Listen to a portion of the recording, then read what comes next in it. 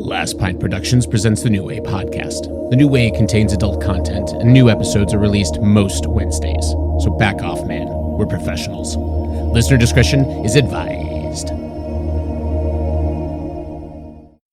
So you were in Vietnam, if I'm not mistaken? Yeah? Were you in the shit? Yeah, I was in shit. Last night, Darth Vader came down from planet Vulcan and told me that if I didn't take Lorraine out, that he'd melt my brain. Here's how you get him. He pulls a knife, you pull a gun. He sends one of yours to the hospital, you send one of his to the morgue. We came, we saw, we kicked its ass. Everybody wants to be naked and famous. Everybody wants to be just like me. I'm naked. Will you help teach me about this? What is it? A new way? Hello and welcome once again to the New Way podcast, where we break down pop culture so you don't have to, much like a mama bird masticates the little worms for her babies because they're too feeble and weak to chew it themselves. We are the New Way. I am Matt Shank. I like that setup better, actually, Matt. You like that one better? We really insult them right off the bat? It's more true to what we're about. I am your host, Matt Shank. I'm joined by my co-host, Mr. Benjamin Scott Wilson. Oh, hi. And my other co-host, Mr. Nicholas Anacroce. I'm a little nervous since we've never done a live debate reaction show. I know. Really looking forward to, really digging in. I was really curious where the first joke was going to land and how it was going to land. You got in there. Mine was that the debate has been preempted for this special edition of the New Way, and then we will be watching the debate afterwards. Seriously, thank you. Thank you for scheduling this during the debate. I think I have legitimate PTSD from the last debate, and I would probably be fighting myself to turn it on and watch or follow along. And I'm just glad it's off the table and my ravaged millennial brain can just consume it in TikTok-sized bites. Later on, after it's done, it's a huge anxiety reliever. Well, I kind of did that with the last debate after the first 30 minutes or 20 minutes, whatever it was. I was at my friend's house. We had just played pickleball, and we were like cooling off, and I was about to go and like, oh, the debate's on. And I was like, oh God. So we watched 15 minutes. For our listeners at home, I think it's important. Not pickleballs. It's a different game. I pickle little balls, and I sell them at fairs as artisanal pickled balls, which are delicious. You guys have both had your balls in my mouth, my balls in your mouth, someone's balls in your mouth. I'm sorry. Let's try that again. I mixed it up. I thought the game was tickle balls. There it is, tickle balls. There's tickle the balls. other joke. That's gonna hit every joke. God damn it! I wish I didn't have to workshop live. If I had just had a few more seconds. If only we edited the podcast, we'd be doing great. Well, I thank you guys for joining us. As you know, we record most Wednesdays, and I've been getting more and more heat about that each time that we're not out necessarily on every Wednesday. But there's something. I don't know if you know this, but I have a girlfriend named Amanda who loves these episodes. From no one not named Patrick. Yes.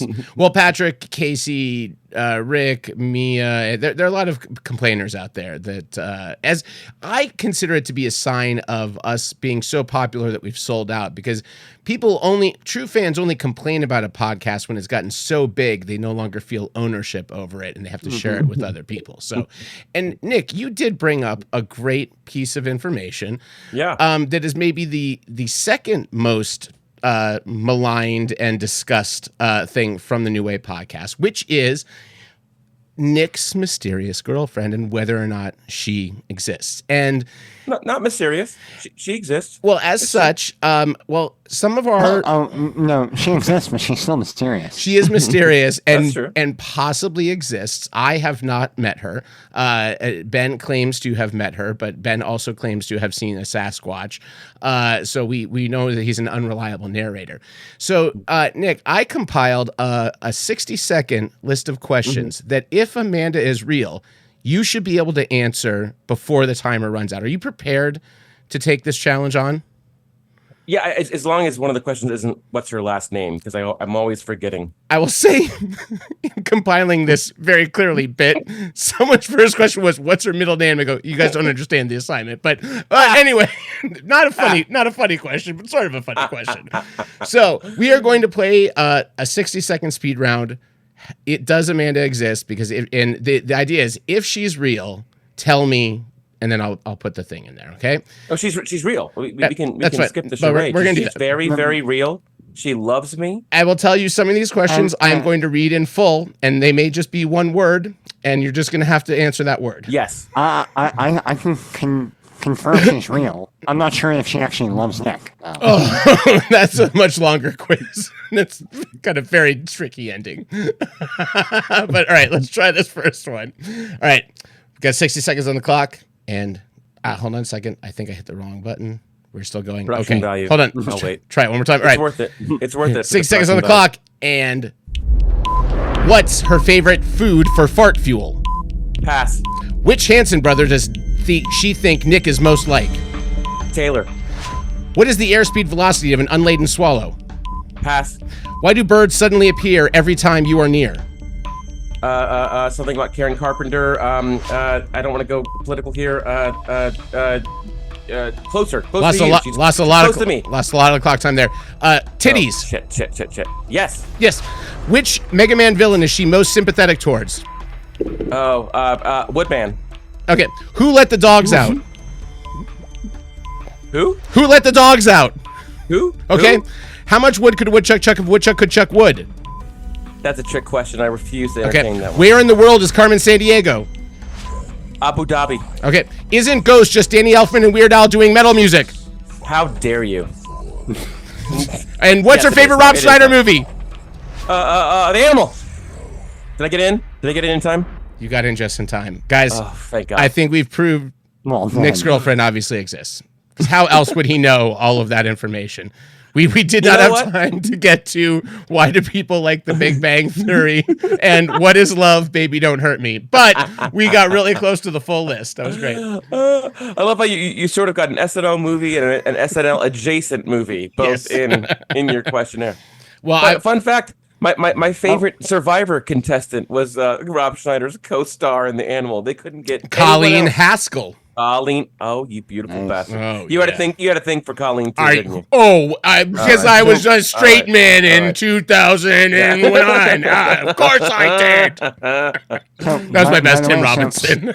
Saturday night premiered at Telluride Film Festival. And apparently, people love it. Oh, I am so hyped for that movie. I have to see it immediately. What movie? Saturday night. Saturday night. Oh yes, it's getting good reviews. Oh man, that makes me so and like happy. I've said, I have said on record, I think that Jason is much more perfect for this than Ghostbusters. I think he was made to make this movie and not Ghostbusters. I actually read something that I thought was really interesting. I didn't realize this. The entire movie was shot in Super 16, and the entire movie is handheld. Oh wow, That's pretty fun. he's doing it. I mean, I didn't know until the second trailer that it is A little Bolex. that it's the 90 minutes before the show. Also, that you're running in real time 90 Yeah, minutes it's to real air. time. It's a great concept. It looks like a great cast. It's competent filmmakers behind it. I am my bar's pretty high. It's going to be hard for me to walk in with like the lowered expectations that I walked into with Beetlejuice. But like this, I'm very, very excited for it. Speaking of Beetlejuice, Speaking Beetlejuice. of, Yeah, there yeah, it is. let's please talk Beetlejuice. Oh, and PSA, the original 90s cartoon is streaming for free on Tubi. It's the only place you can find it. I ended Nice. up doing a binge. I got It was such super a good. nostalgic. I loved that cartoon, man. Well, and you know what else? So You good. know what else, Matt? I know you'll appreciate this. Out of any reprise of a famous theme, repurposed for television or Yeah. otherwise, that is the greatest upgrade to an already great theme. The Beetlejuice animated theme song adds 2 riffs, vocals. It Yeah. improves significantly upon the original. I gotta Beetlejuice listen back theme, to that. I haven't. which is in a saying while. something. Yeah. Yeah. Let's all kind of go through. Ben, why don't you kind of kick us off of what your overall thoughts are, your maybe your grips and gripes that you might have, that if you have any, or just kind of what your overall feeling was on the movie. I'm happy it exists. I mean, personally, I think it was batshit. Good way of putting it. It's wild. And yeah, I mean, the fact that, well, what I would say is most interesting is that Beetlejuice is not a main character. No, It's kind of the tertiary. nor was he in the original. Yeah, it was a literal stipulation of whether Michael Keaton was going to sign on or not. Yeah. Well, and I kind of like the fact that he's not a main character at all. He shouldn't be. I was super, pardon me, I'm super enthused by how much Catherine O'Hara was in the movie. Yeah. I mean, she was basically the main character, or, you know, her and Jay Ortega are the main characters. But, no, it was matchit. It was, Yeah. It was a wild movie. I think it's funnier than the original Beetlejuice. Yeah. It's a bolt. I can agree Nikki? with that. Well, you said, Matt, you said in the text that it was the most unhinged studio movie you had seen in a long time, and like, that's pretty on the money. And the thing is, you know, in the days after seeing it, and I knew this was gonna be the case walking out. It's a very, very easy movie to pick apart. You can pick it apart effortlessly. There's lots of things that don't land for me. It's very overstuffed. You wonder why some characters are even in the movie, but it's fun. And the swings that they took were so big that even when they don't connect, I'm happy. I'm satisfied because I'm so surprised that they're introducing like puppetry body horror. Yeah. Like stuff that absolutely threw me. Weird animation, like foreign, like subtitled, like art house film riffs, like the whole like Seventh Seal. I laughed like one of the hardest was at that part, probably. Yeah, French New Wave. And I was like, "What? Who thinks of this?" Like, because I think that was also, yeah. I mean, I really think the what it felt like to me, Nick, mostly is it felt like the cartoon. It felt like the lore. Yeah. We were seeing more of this world and the lore, and we're getting just little bits and pieces of it. But we should have gotten a French skeleton Easter egg. I would have loved a French skeleton. I have. I'm sure some super fan, some PA was like, Mr. Burton, I know I'm just a PA, and it's an honor to meet you, but if we could just fit in a few animated series Easter. All right, get this kid out of here. I think. Go ahead, Nick. I like the fact that we left the theater and Luna was just super upset because Bob died. Yeah, she was very upset that Bob died. Love the Bobs. Like, well, the good thing is, Mom's my favorite. Spoiler alert, everyone, if you haven't seen Beetlejuice. But like the willingness to kill off characters it works especially well in the world of Beetlejuice because it's arguable that characters get better and more interesting and funnier once they're dead. So I'm not worried at all. It's not the last we've seen of Bob or anyone else that may or may not have died. Yes. Not going to spoil that. Yes. But you know, like another thing I thought about with these like weird flashbacks and the subtitled back history of Beetlejuice, when it started to clock that they were actually going to reveal a little bit of like origin story of the character of Beetlejuice, I immediately started to wince. Like, I don't think I want to know. I just like it that he's just this unhinged demon. I don't need to know anything else. But the reveal that he was a horny Italian grave robber during the plague. I'm like, yes, I like Beetlejuice better now with this because it wasn't like a pathos filled anything. It was he's just this fucking rando, and you're like, really? And it makes sense. Yes, and also like you know one of my biggest call it like getting miffed. My biggest miff. Can you use it in a noun? I know what you hated most about it. Okay. Well, I can guess what you hate the most, about but baby Beetlejuice. And I loved Baby Beetlejuice. Are you kidding me? I did not. Absolutely I loved did it. not care for Baby Beetlejuice. Now see, this is gonna, this is funny. I'm gonna go off on a tangent here because I do want to come back to how they handled the Jeffrey Jones. Oh, I character. do not like that either. Now see. Okay, first off, these are both two things that I thought I was gonna hate and ended up loving. Oh, and those are two things I did not like. How they treated Jeffrey Jones's character, and two, this body horror element of main characters being impregnated and giving birth not once but twice to a horrific baby Beetlejuice.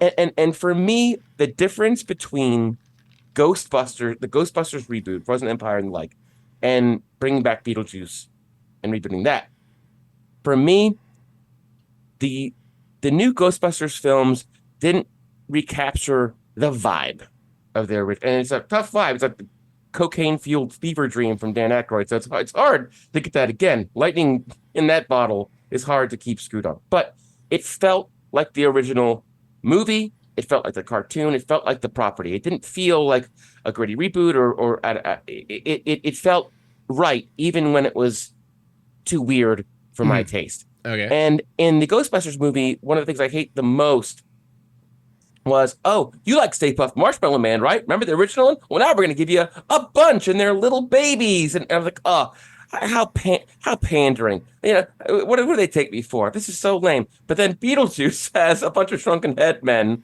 running around. Basically, it's the same thing. Yeah. And Baby Beetlejuice, it's the same gimmick, but it works for me this time. I like the Bobs. Me. I liked better than the Baby Beetlejuice. Something about the Baby Beetlejuice wasn't funny to me. I don't know. The thing is, and that's it for me. For me, I think the biggest problem I have with the new Ghostbusters movie is the tone isn't similar at all to the original Ghostbusters, and I couldn't ever get past it. I think it all boils down to that. But I'll let you guys talk in a second, I promise. But Jeffrey Jones, okay. You're good. You got another 10 minutes built. Noted pedophile, blacklisted from Hollywood.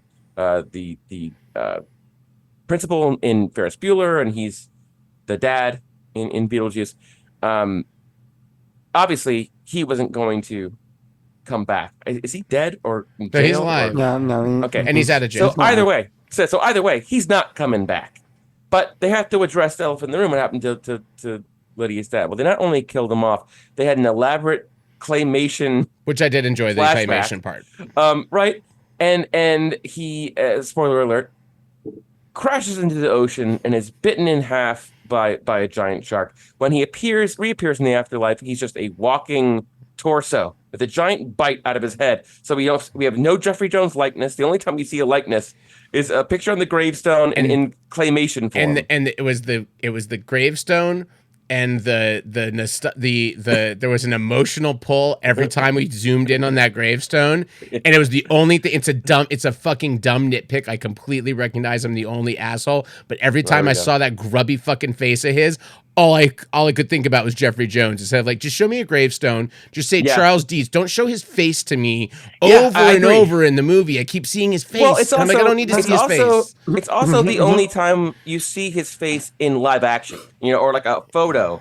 And for me, the facsimile is okay. I think you have a lot of creative license. Now, in the same way, I think would have been great, if we're going to find out about Jeffrey Jones, what happened to him, I'd like to know what happened to the Maitlands. And it was a one throwaway line. Wait, and the thing is, if they're in the model, by the way, did you catch them in the beginning? I didn't catch that, but if you can't see them, if we're just gonna have a throwaway line, or they found a loophole and they went away, why not animate that in claymation? And that way, that Jeffrey Jones doesn't seem so on an island. It's like, oh, we have two claymate. Every time we're gonna explain what happened to somebody that we can't show. Well, either they're a pedophile or ghost can't age, for whatever reason, we're going to show it in claymation. I think that would have been great. Well, I love the fact that on his gravestone was husband, father, Bird watcher. There were great little detail, like there were great things. It was just I just remember, like I think I looked over at Beth like a couple of times, and it was just like every time his face showed, and like because it wasn't once, they went to the gravestone a couple of times, and it's got the little glass, thing of it. And I was like, oh, I just don't show that guy. I know for a lot of people out there they don't know, so they're just like, oh, whatever. It's like it's the guy from the first Beetlejuice. It's no big deal. But that was I didn't love Baby Beetlejuice. I didn't love, and my third gripe is not a great gripe, but it's that I thought the backstory on Beetlejuice super funny, and a couple of other things with him, and I felt I was missing a little more Keaton humor, and a couple times that they did go for it, I don't think some of them landed. That said, Defoe and O'Hara and Thoreau made me laugh consistently almost every single Really? I thought Defoe was hysterical. The most throwaway character in the entire Oh my movie. God, I thought he was fucking every time he got on there and man. he's getting the cup of coffee every time that he can't drink, and he keeps every time. I was fucking hysterical. Are you serious? It's a gag. You're It's a not a gag. cop. You're an actor. That is His whole the his whole funniest reason line in the movie. His whole reason to exist is to catch Monica Bellucci, which he does not. He's a useless. I don't care. The only time it justified his presence and his character was when the Richard Harris MacArthur Park kicks into the dun dun dun dun, and he comes in with a gun in the backup. It fit with the music, and it's literally the only time it felt like he should have been there. Disagree with you more. I Oh my respectfully God. Why was he disagree there? here. What did he do? He was funny. I don't care. Why was Otho there? I don't care why any of these people were in the original movie or this movie. Otho He was existed. Otho Listen, stop. in the movie. Otho existed in the movie, number one, to literally bring Beetlejuice into the real world. He had a real reason. He didn't do anything. He froze, and then they summoned a sandworm, Deus Ex Machina, and then both Thoreau, who I think should have it actually served a purpose and was hilarious. I think you could be funny, but you have to also serve a purpose. I don't need a purpose. It's fucking Beetlejuice. I don't need a purpose. Whatever. It was just It funny. was too overstuffed. They didn't need him. Man, every time Defoe was on screen, I was fucking dying. I thought it was hysterical. Well, I will say this: how was your crowd? Because I was. You're not a cop. You're an actor. I We don't know heard the line back. the fucking coffee cup gag. I don't know why. Every time it made me laugh. I just thought it was so silly. Well, because I also love the idea I of like like the what gag, happens sure. to a fucking an actor that's played a cop all their life in the afterlife that he In the pretends afterlife. his That's purpose so is served funny. the fact that he does my nothing God. there either. He's still a useless actor in the afterlife. It's fucking hysterical. What did you ask, Nick? I'm sorry, I forgot the question now. I don't know. Who knows? Who No, knows? I thought he was funny as hell. Oh, why was his skull blue? If he fell in a grenade, like why was his skull blue? I don't ask these questions. Not sure. You're looking for a lot of. It's a answers weird that I don't stylistic have. choice. Nick, I'm a podcaster. You know, I don't think I trust. It was a Mars Attacks. I don't. You know, I'm starting to think this Tim Burton guy doesn't really have an eye for style. Yeah. It's good stuff. But anyway, what I was gonna say is the crowd was Oh, that was your question. super into Michael Keaton, and I mean every word. Uproarious laugh. I mean, they were into it. People dressed up for Beetlejuice, and when you think about it, between this and Deadpool and Wolverine, like it's very significant that these movies did so well. Sure. And so incredibly important that they did so well, just from a future of movie theaters and film standpoint. It's the first time I've felt a little hopeful. Both those movies just came in and killed it, and people are not only going to the theater, they're going there enthusiastic. They're going in I liked cosplay. It's pretty fun. I like Keaton's performance. I wanted a little sharper writing for him. That was like just a smidge. Well, the writing wasn't very good, but it was fun, and Yes. you come I out still of the left with a theater- huge smile on my face. Yeah. Yeah, you come out of the theater feeling like, oh, I still love the original Beetlejuice. This was absolutely fun. It doesn't take anything away No. from the original movie or the mythos or the characters. And if anything, some of the clunkier parts of Beetlejuice, now that they've shaken off the rust, Beetlejuice. Yeah. I mean, Maybe they'll work out the kinks by then. I also love them just leading into all of like the the things that haven't aged well from the first one, like him trying to marry Lydia, is used so many times as a bad joke, and it's like, yeah, it was bad. He's got to marry somebody. Pretty good stuff. Real quick, just because you had mentioned the Tiny Stay Puft Marshmallow Men, and I did this weekend go to Halloween Horror Nights, and they did in fact have a Ghostbusters merchandising, a nice frozen house, and it had so many adorable little animatronic Stay Puft Marshmallow Man, like climbing on walls, some of them like halfway into a wall, just little marshmallow and butts wiggling around on there, and it brought me joy, Nick. It did. I saw all of the little robots that someone had to create. How much did the little robots overcharge you for a s'more? I'll be honest, the s'more was the cheapest thing I got in the park. It was $6. How much was it? $6, and I couldn't finish it. I couldn't finish it. That is absolutely reasonable. It was delicious, and it's easily the cheapest thing I had that night. Great. You're paying $18 for a beer, but that Marshmallow Man, $6, you're good to go. That's good. They could have made a lot more. I will say the houses were good. The two standouts were Cinema, the SIN Cinema one. That's basically you're watching a bunch of B-list, C-list horror movies, and each of the rooms is a different one of the ones. They had their Jaws takeoff had a huge puppet, like the biggest thing I've seen at Horror Nights. It comes out like there, and there's a security guard standing right there because you want to boop it so bad, and it comes right up to you, and there's a guy just watching every person, and you can see everyone starting to raise their hand, and he just goes, don't do it. Don't do it. So you don't boop it. Awesome house.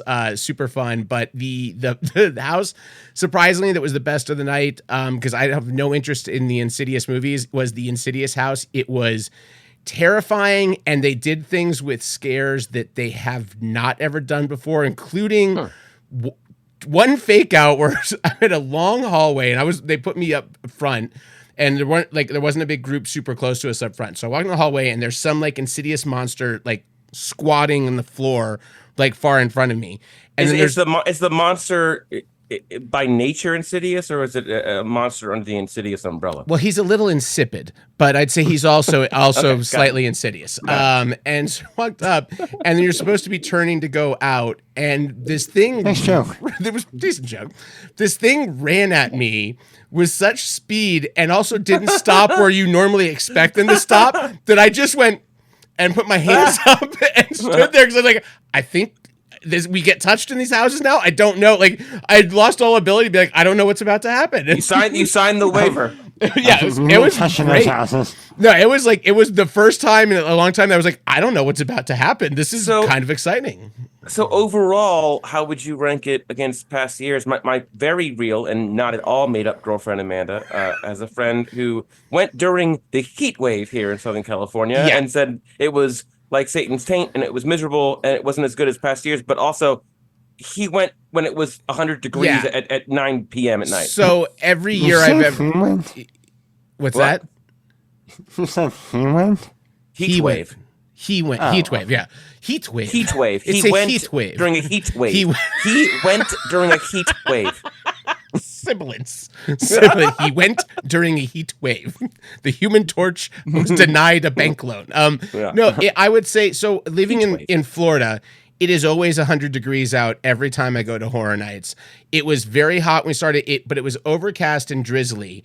And then it was hot, and we went through... Well, let me tell you something. Here in California, the slightest hint of discomfort can ruin. I will say we got to 8 out of 10 houses without a fast pass, but we left at 11:30 because we were the last hour and a half we were in torrential downpour, so we were soaked.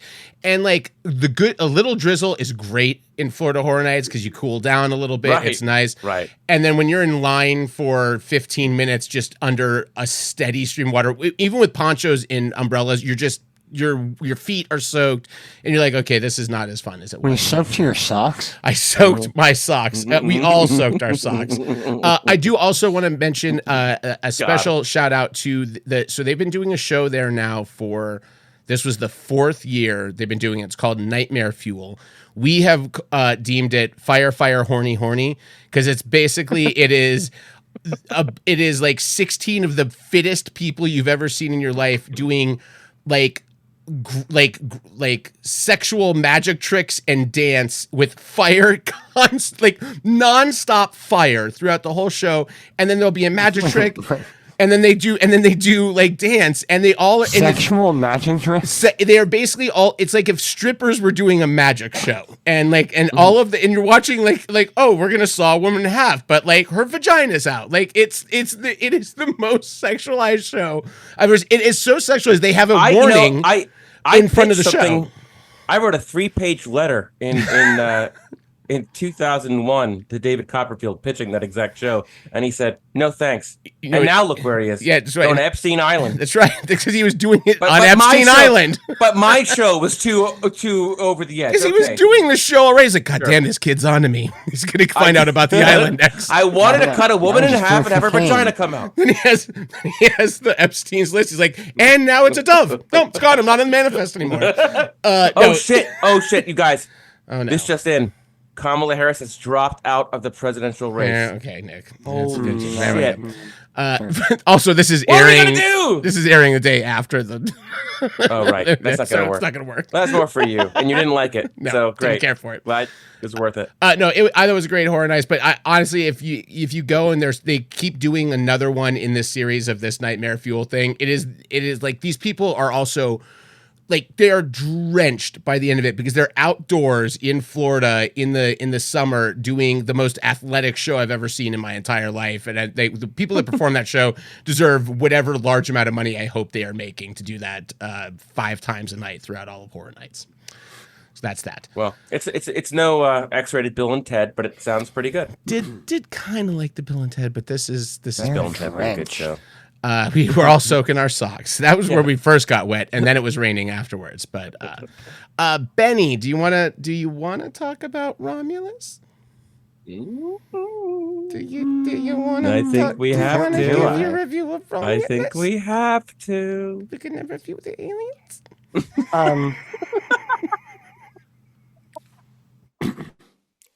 I love the first 35 minutes of Alien Romulus. Yeah. Pretty perfect. Yeah, it's a great start. Not gonna talk about the rest of it. And you're right, Ben, because I thought, oh, this is we're not even on a spaceship for all of it. We're getting some idea of what it's like to live, on a terrestrial planet in this world, and where in the whale and Utani world, where you got more. Yeah, you got a little more background, like indentured servitude, and the whole with android that has been reprogrammed that's basically autistic. It was awesome. Everything was perfect, and then the movie happened. Yeah. And that gorgeous shot of them leaving the plane, like there were some beautiful shots in it, and that I think I liked it more than you all. Weirdly enough, I was hanging on through. I like most Prometheus of it. more than you guys as well, and that was a very bad, way worse movie.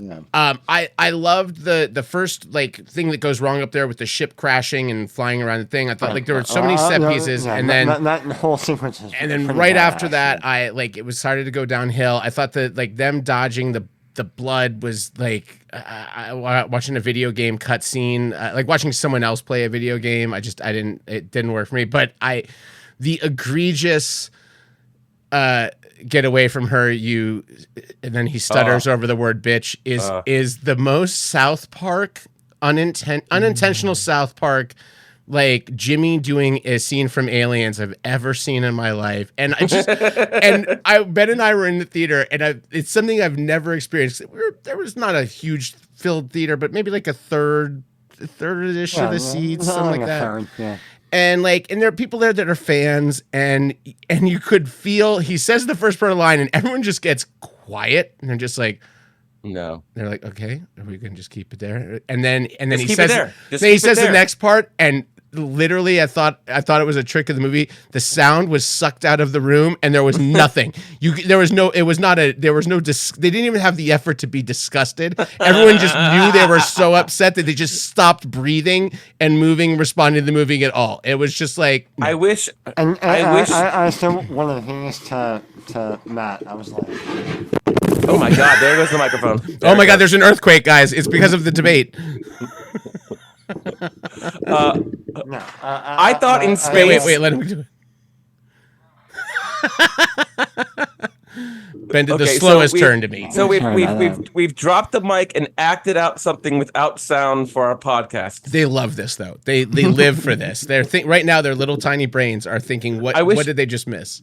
I wish, like in space, no one can hear you do an unnecessary callback, but instead, it's just scream. I guess it was so. And then, like, what if instead of Ian Holm, it was someone who's actually still alive that could use their thing was so bad. It's again the Ghostbusters. Like, if it's just going to be a cameo, fine, maybe if the estate's okay with it, if the family's okay with it, but major talking lines, yes. And major parts of the plot. This is unethical. That was the problem. It wasn't his inclusion; it was how long he was in it. Unnecessary. Like he was a major character. Yeah. It's a major character, and like. And first off, the technology isn't even there for that to really look real. So even that looked kind of wonky. But even if it did exist, even if the technology was perfect, you could not tell the difference between CGI and a real person. I'm gonna bring Ian McKellen back as Gandalf. Like in the upcoming... it's just gross. It feels sleazy, and like, and the thing is, who played the android in Aliens? A Bean, right? Not Bean. No, right. Hendrickson, Lance. Yeah, Lance Henriksen. Like, could he have conceivably overheard Sigourney Weaver in Aliens say that line somewhere? Is it conceivable that on CCTV or like is there conceivable that he could have been? He doesn't exist yet because this is between the movies. So I'm thinking if they could have somehow made that piece work and they're exchanging chips, maybe he has a memory of that line and it could at least have justified that callback. But there's a billion other ways you can get the information there. Like that's not there's no justification for that line. Yeah, it was pretty egregious. But for me, and this is the thing where I think we differ. I had two major problems with Romulus. One, Ian Holm, and the extent to which he was really part of the plot. It felt gross. Two, that line, that callback. I'm okay and even enjoyed all the rest of the movie. I got even the ending. I'm in. I'm in. I got bored during the stuff, but I did admit to Ben afterwards that I did enjoy the body horror at the end. Yeah, I love body horror because it was just weird. I don't think it's one of those things where I'm removed enough from the lore and everything that's with it that I like the two Alien movies, but they exist now in a bubble where I don't really feel anything else is. This is just a side story, so it's not anything there. But I thought it looked cool. I thought the weird fucking child growing super tall and weird out of this fucking lady after she gives birth was interesting.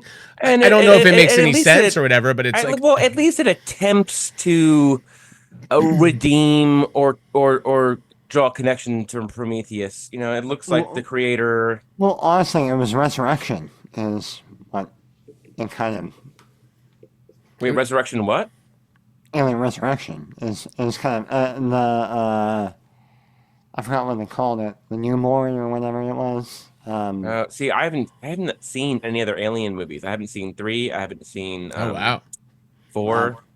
I have things I like. I saw quite Prometheus, a bit about 3. Romulus, Alien, and Aliens. Of all the ones that are lesser Alien movies, I really like Alien Cubed. I know it's very. You just like saying. I know Alien it's a. Cubed. I know it's a mess, Yeah. but I like a lot of parts of You like Alien. saying Alien David Cube. Fincher, bitch boy. I am a David Fincher bitch boy. Is that the one where Sigourney gets that trick basketball? No, shot that's by her? Resurrection. That's that's Luc Resurrection. Besson. Not I like Luc that Besson. basketball shot. I like that what's his basketball shot. Yeah, the basketball shot's pretty cool. That's Resurrection. And Hellboy was there. Yes. That's Jean-Pierre Jeunet. And it also has Dan Hidea's what I call shoulder wings. He is in a tank top in a scene in that movie, and the tufts of hair coming off of the top of his shoulders are unbelievable, just mesmerizing. However they accomplish that, I don't know, but that is some of the best makeup work I've ever seen in my life. Gross. I know, it's pretty awful. Benny, do you have anything? Anybody have anything else before we hop in? We've got time. It doesn't matter. It's our podcast. Time is a construct, Matt. It is funny you mentioned Nick about. I'm currently taking some time off of work, so Okay. all I Hell have is yeah. time. Perfect. I kind of want to talk about Fantastic Four. Oh, let's do it. It's and like the announcement that Disney made. It looks like Armor Wars is probably canceled, and they're keeping Blade on life support, which is what I prefer. Because they can't cancel the the only other black led Marvel movie. They can't do it. They will never officially cancel. Armor Wars is Riri. Is it? But they canceled that? It looks like that's going to be Then they canceled. can't cancel another. Well, the thing is that they got a good thing going with the Werewolf by Night. I thought that was a really fun special. I like the idea of kind of bringing in a horror element and that coexisting with like the magical realm and the street level realm and the Avengers threats and then the cosmic. You know, you kind of have layers, and you can it affords you some flexibility. What's the line in Winter Soldier and Captain America? Wizards, aliens, or robots? Yeah. It's like those are the three threats. Which is it? Wizards, aliens, but now robots? we got horror, right? And like Blade is just man. Mahershala Ali is Blade. I need to see it. I do need to see too. it happen. But anyway, we don't know about that just yet. But the one thing they are going full steam ahead on is Fantastic Four. They did a giant celebration of Marvel Studios at the Hollywood Bowl, and they premiered already the full theme. Pretty gorgeous. It's pretty fun and retro, and like I like where they're going. We don't know 100% if this is set in the 60s or a Fallout like futuristic retro future. I think they've let it kind of open. Either way, did you watch the bootleg footage? Yeah, I did. But that is actually I think proof of concept stuff, because they hadn't even had a first day on set when that was. I think they had just started shooting that day on set. So that was all stuff that was done before the first day of production, which I think is actually super cool. They want to give the fans something to see, because the big thing is just the sell. You know what I mean? Like, I think people are going to be pretty forgiving on plot, or even how the Fantastic Four even work into the greater scheme of the Marvel Cinematic Universe. But we just wanted to see the vibe. Again, everything's about the vibes. You talk about politics, you talk about everything. So I'm pretty sure they exist in a different universe. Like they're on a different timeline. Yeah, they could. And I mean, that's how they could introduce mutants too. Mutants could be a different timeline technically. And then they can crash into this one, whatever 1,000 different ways they want to bring them into this world, they can do that. Yeah. I mean, that could be the origin, is maybe not just going through cosmic rays, but jumping Nick, you're multiverses. as the biggest Fantastic Four fan on the podcast. If you had to pick one character from the current MCU to be the responsible party, whether on purpose or accidental, to be the cause of bringing the Fantastic Four into the MCU and likely be their liaison into it, question. Who is your most interesting or fun pick as the character that is their like guide? I love it. Easy. I love it. It's easy. It's Shuri for multiple reasons. Ooh. Number one, I think they need to continue to flex just how smart she is. They definitely get into it, but like she's almost on the level with Stark and I mean, is on the level with Stark, probably as close to Mr. Fantastic. But also, and more importantly, the one thing I'm dying to see is Namor and Sue, which is famous in the comics. He kidnaps her, and it's very honestly questionable and rapey in the 60s. But Namor on several occasions tries to steal Invisible Girl from Reed. It's a big rift, and he's actually an adversary to them at first. So Shuri bringing them in is also just an intuitive introduction to Namor, who I really, really liked in that movie. It would also be and want to really- see more of. It'd be really funny if she brings them into Wakanda and they're like, wow, this Earth is so advanced. And they're like, oh, no. And they take them to like New York and they're like, oh, Yeah. what a shithole. Yeah. They'd be so I love that. disappointed. I love that. Ben, do you have a and- pick? Oh, sorry, Nick. Do you have a No. I was trying to make you must see Namor of them joke. But sure. Say Namor. Oh, gosh, we just did both of them. Namor. I would, By the way. as is my pickle was for pretty much anything, it's Rocket. And my only reason for Rocket is that I like the juxtaposition of an antiquated 1960s group of like people striving for a better world, and Rocket being like, fuck your technology, fuck your science, fuck all your stuff, but come on over. Let's figure out if you like, there's a place for you in this stuff. You just want a on-screen interaction between the Thing and Space Costanza. Just admit it. I mean, who doesn't want? Okay, that's fair. You say Space Costanza like it's a bad thing, and that's maybe the greatest thing I could possibly think of. Who does not want George in space? I love it. Do we want? We've all seen Deadpool Wolverine since last we recorded. I don't believe we had seen that since we recorded last time. We haven't talked about it at all. Absolutely, just pretty much every single thing in it worked for me. I didn't feel that there was a too much of like throwing every joke at the wall and seeing if it stick, because I thought, God, that's like, an intentional as fuck movie. That was written like 99% of those jokes land. Like very few times that I feel anything was like weak. Wasn't this movie very affected by the strike? Like Ryan couldn't improv on set. They and stuff. And like to me, supposedly, yes. supposedly, right? Yeah. If that's true, it kind of tracks. As much as I love him going feral and just, improving lines, it usually pays dividends. But in this case, this was a very intentionally written script from and like, this is why I loved it. I don't get superhero fatigue, as you all know. A lot of people are at that point. I'm as close as those people are. Ben? You saying Ben? Oh, Oh. no. I'm just going off a visual. Ben got on that mic I've like been he there. was about Yeah, he to. got right in there. Like, he's gonna get right on that. Well, thing. For me, the stuff in this movie that are normally throwaways and just fan service, like cameos, were so much more intentional in this. And I feel like maybe that's because they had to really write this because they knew they had one shot before the strike and they had to really iron out the kinks. For me, when you get a cast of cameos, including Jennifer Garner's Elektra, Wesley Snipes' Blade, and Channing Tatum's Gambit, those are all interesting just from a fan service perspective, but it was so intentional, right? You get this storyline in Deadpool and Wolverine that Deadpool has to team up with the biggest failure of a Wolverine in all the multiverses, and it's giving him a chance to redeem himself as a major part of the third act. Well, that is Elektra in a lot of ways. That's Jennifer Garner's Elektra, who did 2 films, not just Daredevil with Affleck, but then she continued down with that ship with her solo and just was mercilessly ripped apart by the fans. And I think that Ryan Reynolds probably commiserated with her about that during Green Lantern time. I'm pretty sure they're like, oh yeah, I know what you're going through with Green Lantern, buddy. Almost all of their choices, they chose X-Men that hit their peak in X2 and then got fucked by X3.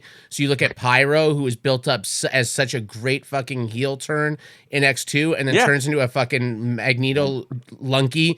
And then now he's still a lunky now he's stuck in his prune fucking timeline on there. But it all goes along with this redemption arc. It is so intentional. You look at Blade, right? That was sort of a redemption because of all the rumors of how he and Ryan Reynolds didn't get along. They weren't rumors. They didn't get along. If you ask Wesley Snipes in an interview, he'll deny it. But and like it's also significant because I think the rumor is that Wesley Snipes kept refusing to say lines in the script. That's too corny. It's too quippy. And so they would just throw it to Ryan Ryan Reynolds. His eyes. And because Ryan Reynolds ended up getting all these quippy lines, that's kind of what led to the fan casting of Deadpool. So it really makes it very poignant that he would be a cameo, right? But then lastly, like the most poignant for me was seeing Channing Tatum, who was someone I could take or leave, don't really care. But the fact remains, this dude, whatever you think of him, at the height of his popularity, He's a hardcore fanboy. well, yeah, And he he's wanted like, to make I'm that from Gambit. fucking Louisiana. It's where my family's from. I didn't know that shit Yeah, either. And I was like, yeah. oh, man. He buddy. grew up. He grew up with Gambit being actual representation. As underrepresented as he was, as this white dude, he got the Cajun family members, and he wanted to portray that character. It was his favorite character growing up. And at the height, think about this though, really, like at the height of his popularity, he was on the top of every studio exec's list when they're casting a movie. At the height of his popularity, he was turning down shit because he was developing this Gambit movie, this labor of love, just like Ryan Reynolds did with Deadpool. The only difference is Ryan Reynolds leaked that proof of concept footage after the studio axed the Deadpool movie. And it was reversed it was course, also got much, it made. It was much easier to see Ryan Reynolds as Deadpool than it was to visualize Channing Tatum as Gambit. Well, sure, but I'm sure you could agree the poignancy of my Now we have a yes, lot of point is, memes. Absolutely. Now, this Gambit movie with Channing Tatum may never happen. It probably No, it's not won't gonna happen. happen. I kind of hope. But you know what? I'd like he this got being to it. do it. And you sensed it in the movie that like Ryan Reynolds was like this kind of knowing wink. He's like, I made it out. I beat the odds and got this. Not only got Deadpool made, but now it's like the #1, grossing R-rated film. We got people back in theaters. We saved cinema. But like, you got to do your Gambit, and we pulled out all the stops That was from the point. suit. He trained, and he got to do it the way that Ryan Reynolds got to do it, and it was sort of like your labor of all those roles you turned down because you wanted to play this character so badly. It wasn't in vain. Because here you go. I mean, that's the whole point of that whole like thing where he's like, "Oh, I'm gonna make a name for myself." You know? Yeah. I mean, that's that's what's meaningful about it. He also there's a throwaway line, and he has so many like big lines in there that got a lot of notice, obviously, that are like so wild and over the top. But my favorite one that he mumbles away is where they're all talking about when they got to the void, and he goes, "I think I was born in the void," because he never had a movie. So he's the only one that didn't come from anywhere. He spontaneously appeared in the void because Ryan Reynolds put him in this movie. I thought that, I don't know why that, I was like, that's such a meta weird thing. Because he looks genuinely confused. He's like, I don't remember where I came. I think I was born in the void. I love Ryan Reynolds calling him on. He's like, "Who was your tyrant?" The minions. And also, were you surprised at how violent and gory it was? I mean, when No, it's fans were fucking awesome. worried, fans were worried that Feige wasn't going to let him, and the only thing, they still can't show cocaine, but it was by far to me, it felt like the most violent, glorious Deadpool movie. That opening sequence was the most violent. I will say, to me, so so there's something interesting. This will be my take on Marvel's evolution with stuff. I think they made this as like Looney Tunes as they possibly can, and it absolutely feels that way, and it's safe. Now, I will say I've watched the leaked preview footage of Daredevil, and they are not going that route with it. No, they are playing it like the Netflix series did, and I think baby. they were like, you know what? They can take the cartoon version. Fuck it. Let's show them some real shit. Because I don't feel you're watching immortal beings that can't be killed. Some of them, and just you're sticking things in and out of people. So like, I never felt any real like. I mean, I was very turned on, but like, I didn't feel any danger smart, or like whatever. Versus Daredevil is going to be the test. If they throw that on Disney Plus with just a little like, hey kids, don't watch this. Also, right next to this, you could throw on Moana if you want, but maybe come watch Matt Murdock crush a man's skull. That's going to be wild. He won't crush the skull. He leaves him alive. I really want to He's a no-kill rewatch the rule. original Daredevil. I mean, because I just remember like some of those shots, like where Listen, he, like, walks in the hallway and then and the rumor is, they say, if you're a fan, Charlie Cox has said, if you're a fan of the one shots, you won't be disappointed. If you're a fan of the brutality, they're not holding back. It's some of the most brutal scenes. That footage I saw looked like it was They say straight. that. No, I mean, they say it. Listen, but who knows? the footage I saw from what they showed at the event is fucking brutal. Like, it is Punisher level shit. To me, it all goes back to that car door. That first season of Daredevil was probably the best. Well, season, What?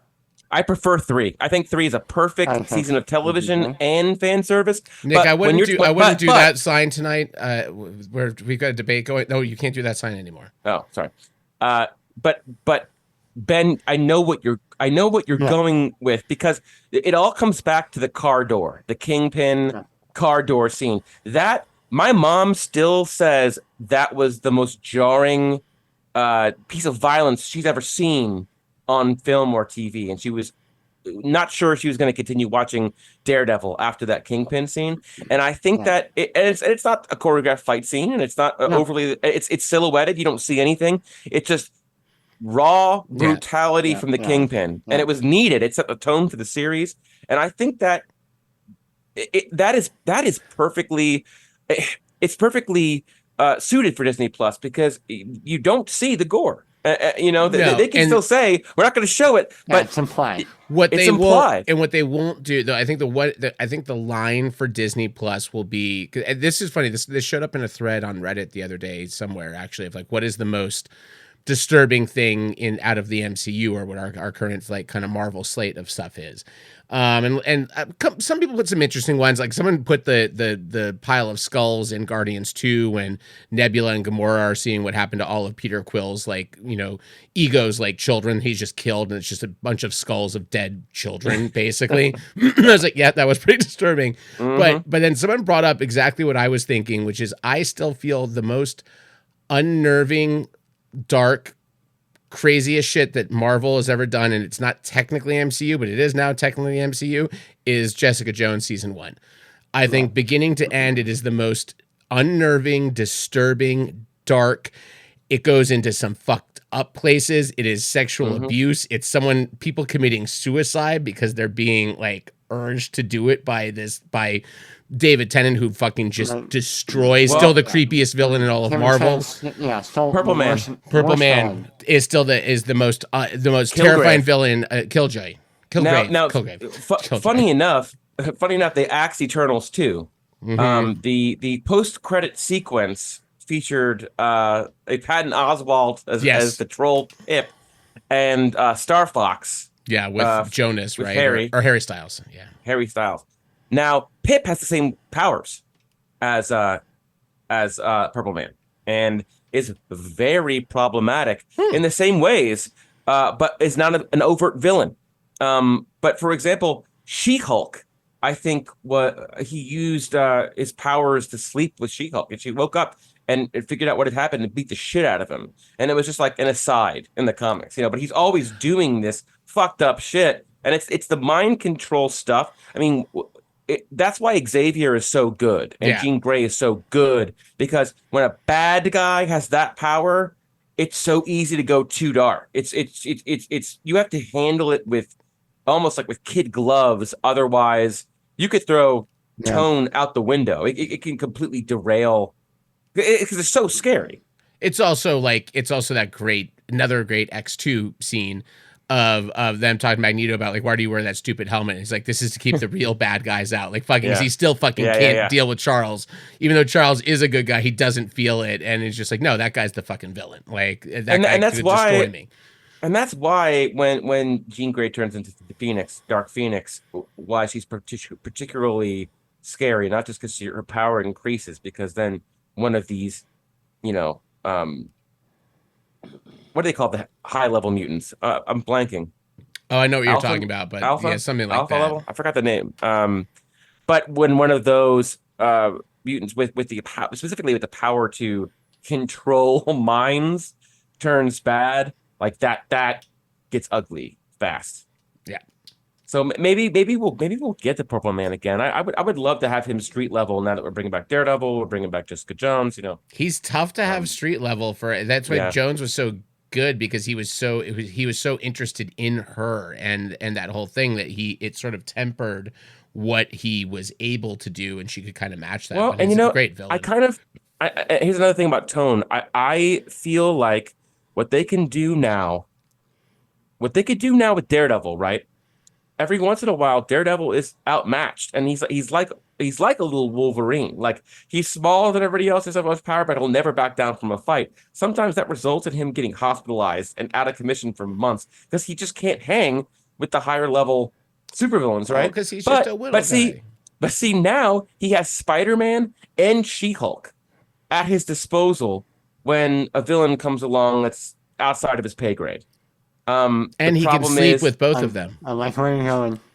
I mean, he could, but then it becomes about balancing the humor of She-Hulk, and I think you can do it as long as She-Hulk doesn't do the break the fourth wall in a Daredevil show. I feel like only Wade Wilson will be able to do this now in crossovers. She-Hulk could do it in She-Hulk show. I don't know if she can get away with it in Daredevil. And this is where Nick, when we partner up and we produce something, this is where you tell me I'm either a genius or I've gone too far with it. I think I know where I'm going to go with this. The only gag I would go with in the She-Hulk and Daredevil, is that there's just, we don't draw any attention to it, but Daredevil and another character are talking and She-Hulk is behind them, turned around and clearly talking to no one. Like and doing her fourth wall break, and we don't even know what's going on. It's just for the fans, just a throwaway gag that she's having her fourth wall break, and we're watching Jane Paco. I love that. I love it. I think that's genius. I'll give you genius on that one. Thank you. You. Have a sound effect? Thank you. You have a sound effect drop for genius? I don't. Oh, green light it. I like it. Okay. I like that. That's a good workaround. That's a good. See, that's the type of mindful stuff I hope that they're gonna. I would have to go back, but no. And then, of course, we got Agatha coming out, which I'm stoked about. Friend of the podcast. And I have not watched it yet, but I saw today. David Egan? I saw today that Patty LuPone and who's working on that? It's what's her name? Aubrey Plaza and Patty LuPone are on Hot Ones. Nick. It's out there right now. Nick, who's working on that? The Egans. Oh, the Egans are. Awesome. Yeah, Jamie did the pilot, and Dave did the second episode. And I you believe said that they would Awesome. possibly want to talk to us on the podcast. Yes, there have been whispers of real life Hollywood editors appearing voluntarily on our podcast. You know, when you turn into the New Way podcast, you might find a former Broadway star, you might find a current Marvel editor, and you might, who knows who you'll find. Who knows? You might find a doctor who sometimes scrapes poops out of vaginas. You never know. You never know who you're going to find. I like how we had like Josh Rosenfeld on the he was like, don't say what. Yeah, don't say what I work for. Yeah. I was like, yeah, you work for this, man. I'm sorry. Cat's out of the bag. Cat's out of the bag now. You heard it here first. New Way Podcast. All right. God. So our kind of throwaway topic, and I'll tell you why it's a throwaway topic. This happens. By the way, yeah. real quick, this is for Ben. I got a text from Josh Rosenfield for the first time in a long, I mean, it's been months, maybe. Is it scrub me from that podcast? No. I told you my lawyers are coming after you again. The one text I got from Chiefs fan, friend of the podcast, Josh Rosenfield, was his toe was out. That was the text I got from Josh. Little Ravens. Oh, that's a dark. We don't really want to bring that up, Nick. But yeah, I'm unaffected by it, so I can talk about it. So we had a topic picked out, and I purposely picked a topic that's against what I typically enjoy on the New Way, which is I picked a topic that would cause us to argue and debate with one another and yell at one another. It doesn't take much. And the reason why is that our fans do tend to really enjoy the times when we're not getting along with one another. It's just like social media. Like bad engagement equals clicks, baby. This is true. So bad faith engagement. But instead of our clickbait, we were unable to get it in gear as well as we would have liked. So we kind of audibled on the topic. And this is something I brought up to Ben a few weeks ago because I'd seen a post. I see the football joke followed by your Audible reference. It all ties together. Yeah. Well, you got to listen to the whole podcast. Sorry. Are we yelling at each other yet? Where are we at? Fuck off, Nick! No, okay. Why don't people like you, Steve Martin? No, so we wanted to. I'm only for years to tell you guys to fuck off. So. and we deserve it. We do.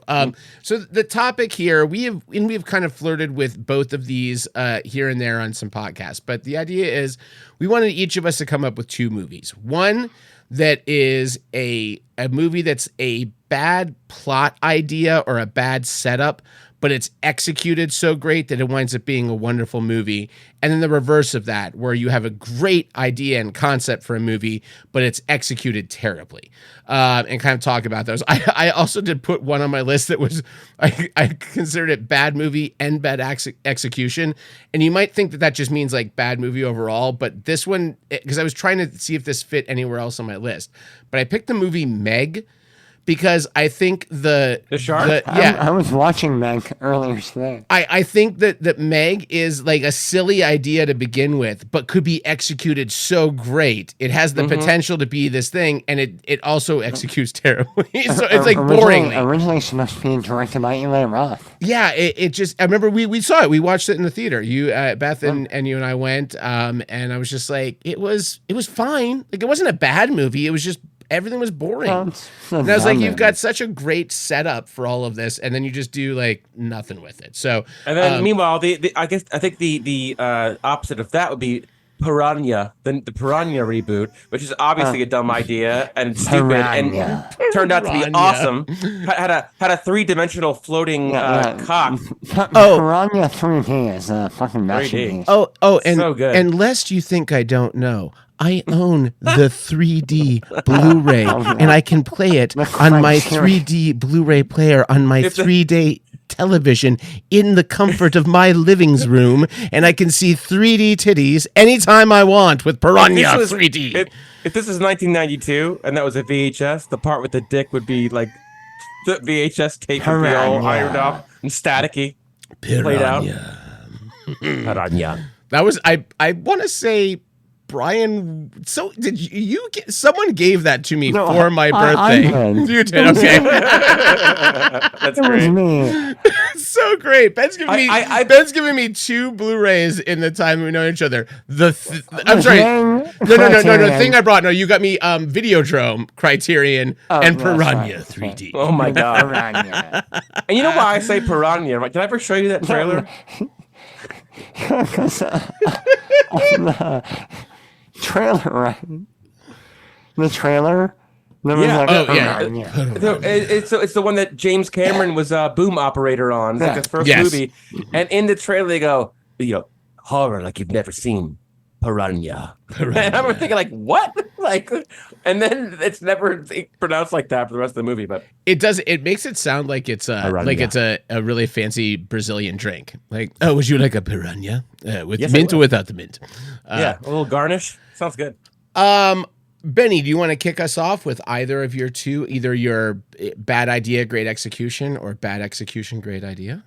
Oh well, I'll go off on the one that you guys were reacting negatively to. I don't like the Big Lebowski. Now, you think this is a bad execution? No. I think it's a poor execution movie. This is bad faith. I'm not even gonna yell at him because this is a bad faith argument, and I don't want to justify it with. No, I'll take the bait. I don't care. So Ben, all right. So where fundamentally for you does? I love that Ben took our Ben heard us change the topic and he said, "Fuck you! I'm gonna do what we set out to do. I wanted to argue tonight, and I'm gonna fucking argue tonight. So let's do it." Like this is gonna be Hassan Piker talking at Charlie Kirk.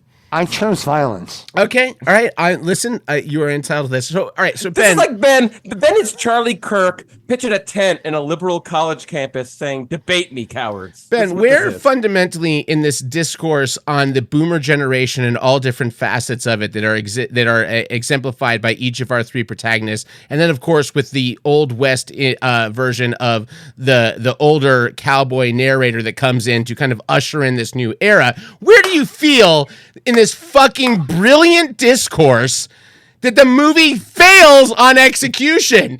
You could say the plot sucks. You could say that the idea was dumb, but to say it's not executed properly is bullshit. Faith. It's bad faith argument. How dare you? But tell us, please. Matt apparently just made the point for me, so it's fine. No, I know what this is. This is like the Rick and Morty fans ruining Rick and Morty for everyone else. That's what this is with them. I get it. Lebowski fans could be obnoxious about how much they love this movie, but it's a perfect movie. So they're right. But it's not. Do you feel, Ben, this is an actual serious debate question. Do you feel that part of why it suffers for you is the surrounding catalog of the Coen brothers around The Big Lebowski being just better, superior films? Yeah, absolutely, 100%. Just because I really do hold the Coen brothers to like a higher standard. Okay. And I personally find The Big Lebowski at the bottom end of their catalog. Do you? But why? Is it the editing? Is it the acting? Is it like tell us why? There is no real structure. It's very loose. That being said, I understand why everyone loves it, so I'm gonna. That's a big nothing burger. You know I love you, Benny, but that's a big nothing burger. I'm gonna play the devil's advocate with Ben here and say I think what can fairly be said about it's a clear 3-act structure. There isn't. Nick, what are the 3 acts? There was no act structure in The Big Lebowski. But first act, Lebowski is mistaken for the other philanthropist Lebowski, and gets involved in the nihilist. The second act is clearing his name and getting involved with the ransom, and meanwhile competing in the thing. And the third act is the resolution of clearing his name and becoming the dude. Okay. I don't know. I don't know if all of that tracks necessarily. Those are plot points. I don't know if Ben might be right a little bit on the structure. I will say at least I'm getting examples. He's just saying words. That's why I'm saying that I could understand this being a bad idea. I'm sorry, a bad idea, great execution. That I think that everything works for it on charm on everything that's going through it. I will also say, let's consider the Coen brothers to be somewhat like modern day Shakespeare's, right? And Shakespeare does comedies and tragedies. And some people gravitate more towards the more serious fare, even though those all have comedy in them anyway. And some gravitate more towards some of the sillier, dumber comedy pieces in there that are more fun. But they're all Shakespeare at the end of the day. Right? This is not the Coen brothers. I don't know. I'm trying here. I think that you can pretty much it's like, and this is why it's so surprising coming from Ben. I understand if the Coen brothers are just not your cup of tea. I understand if Wes Anderson just isn't your cup of tea. Very stylized filmmakers that have very common kind of threads and explore the same kind of themes and have the same even actors amongst their films, right? But just not like Big Lebowski and like Raising Arizona, and to say like Lebowski has no structure, but Raising Arizona does. It's like it's the same. Raising Arizona has a clear 19-act structure. Arizona has a very definitive act structure. There we go. It was coming. Yeah, you knew it was coming. I want to know. I want to know specifically. I just want you to be able to say why you think. Your thesis is that it's overrated. I don't think he said that. He said that it's unstructured, which I don't think isn't unfair. It's unstructured. Nick, you could argue that. So you don't like unstructured film. All unstructured films are bad. Is that your position? Okay. So then why is it bad now? You're asking the guy who likes pre-code film and new wave film if unstructured. Well, it's called a gotcha, Ben. He's got you there. It's called a gotcha. I'm sorry. He got you on that one. I'm sorry. He just broke out the pre-code film and is cultured. He broke that out. You can't argue against that because you are not cultured and into pre-code film. I can. Well, the thing is, if the topic of this show is bad concepts that turn into a good movie, or good concepts that turn into a bad movie. Yes. You're not. Are you saying this is a bad movie because it has no structure, but you like movies that have no structure? It's a concise of a hypocrisy as you can make it. Concise of hypocrisy. Is that book? No, that's Confederacy of Dunces. Oh, Ben logged off. Whoa! Nick. I think I win the debate. Nick wins the debate. That happened actually on the real my debate God. tonight. That Trump just Bidened him. disappeared. I Bidened him. I just talked loudly and bullied him and out of the debate. Just For like those Trump. of you that can't see what we can see, Ben's screen just went blank and had to be a logged mistake, off. right? Is he doing a bit? I don't know. Oh I my mean, if God. he carries a bit all the way through the end, that would be pretty impressive. God. But we're gonna vamp It was his for, Zoom link. We're gonna vamp for a moment while he tries to get back on. Matthew's like, look at me. I'm the host now. Well, Nick, so what do you think is It's happening? the one time you edit a podcast might be right now. What's so funny is I Let's literally talk about Kevin Smith. my phone has been blowing up on a thread between my brother, my mom, and Miriam, and Debates? I can tell you there is nowhere I would rather not be than on whatever is being discussed on that thread right now. I can tell you Ben has done me a favor. We'll take- I will do anything to avoid going back to the 18 messages I have missed in the last hour. We will take every technical difficulty you could throw at us rather than be in a room with other people watching the presidential debates right now. I can't imagine. I'm gonna see if Benny is there. Oh my God. I hope they didn't have like a power outage or something. Oh my God. I mean, it's a hell of a way to like put a Nix on the podcast, but I don't know. But what on the podcast? a Nix, like a Wow. Nix it. Sorry, Nick. I didn't. Well, that's apropos. I'll say, all right. So Nick, I did have Yeah. a game. I had 2 games prepared that we didn't get to because our preamble If ran so long. if the game is stay in the Zoom lobby, I think I already won that one too. So the game is I'm going to read you the French titles of a movie. I have texted Ben as well to find out if he is logging back on. I'm going to read you the French title of a movie, and you have to guess what the American version of that movie is. Do you speak any French? Okay. Or do you recognize any? Mansour. Okay. Oh, Ben says he is coming back. He says yes. Hold on. So we'll play this out. So this first one is, and His butt was probably injured. His butt hurt. He needs to put some lotion on it. That's such a wet hot joke. I know. I love it.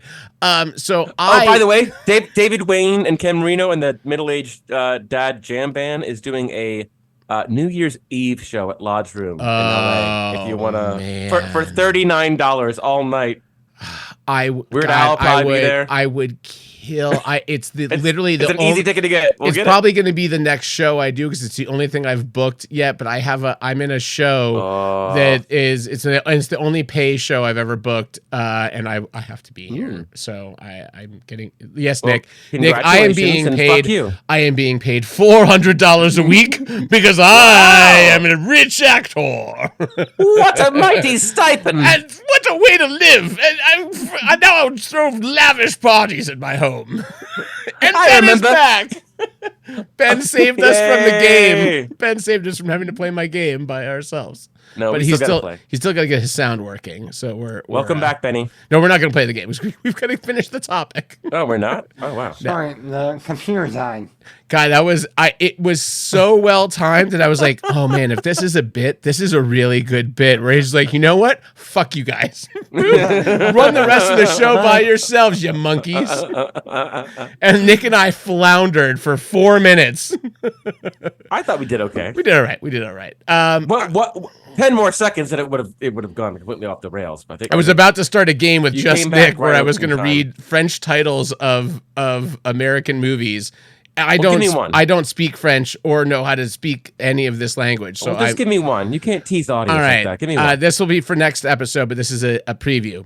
This movie is called Maman, j'ai raté l'avion. Mama from the train? No. Maman, j'ai raté l'avion. Maman. Mama? I wish Okay, yeah, my girlfriend okay. Amanda was here. She speaks French. Ben has it. So, mama. Okay. J'ai raté l'avion. Karate Kid. Stop.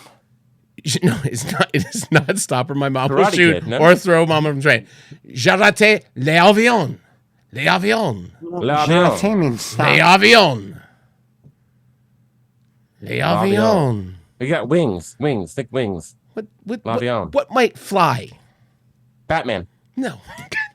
No, that is the worst answer I've ever heard in my life. He doesn't fly. The one goddamn thing that doesn't fly is Batman, you fucking nerd. God damn it, are you kidding me? All right. Batman? Yes, the American movie is Mama, I Am Batman from the famed. God damn it. I told you I didn't speak French. Why are you yelling at me? Batman, I asked you for things that fly and you named the one fucking thing that can't fly. He kind of flies. He glides for long periods. Extended periods, even. I'm sure he has flown at one point. I am sure he has flown at one You point. weren't such a comic book nerd to pick the one superhero out of how many can fly? All of them, almost everyone. All right, guys, I'm going to translate it for you. Batman has the Batwing. He has the Batwing. He flies all the time. And what does he fly in, Nick? The Batwing. What is it? But what is the Batwing? He flies. No, what? In the Batwing. Nick, what is the Batwing? In a heat wave. Fucking killing me. What type of vehicle is the Batwing? Well, if you want to get technical, it also goes underwater, so it's sort of an amphibious. All right, we were looking for machine. Mom, I Missed the Plane. That's the American version of Maman, j'ai raté l'avion. Yes! Got it. Fuck you guys. I got it. Christ. I'm great at this game. Do another one. Oh my God. Never. I can't do any more of these. I can't. What flies? Batman. I can't. In the Batwing. Matt. Is it Batman? Yes, In the it was Batwing. Batman. It was Batman. It was The Dark Knight Rises. You guys got it. Along. Well, that Now I know game. now I know how the game works. I'll be sharper in the second round. We're not doing that. Well, next week. Yeah, we are. Next episode. You want to do another one? Oh, Matt will. If just one person on his thread liked this segment, Matt will bend the knee and do the whole. No, game. here you go. All right, I'll give you another one. Les dents de la mer. Les dents de la mer. Light from Beauty and the Beast. Candlelight. Lumiere means to light up. Les right? dents de la mer. La mer. La mer. La mer. La mer. La mer. Is that like a woman? It's a La la mer? mer. No, la mer. Do you La mer. really not know la mer in French? No, La mer? no, L-A no. space M-E-R. La mer No. is What is that? the sea. Les dents de la mer. The Old Man in the Sea, the Hemingway movie. No. Les dents. Les dents. The dent. Dent. Dentist. Like Harvey Dent from Batman? Dentist. Les dentistes de la The mer. dentist.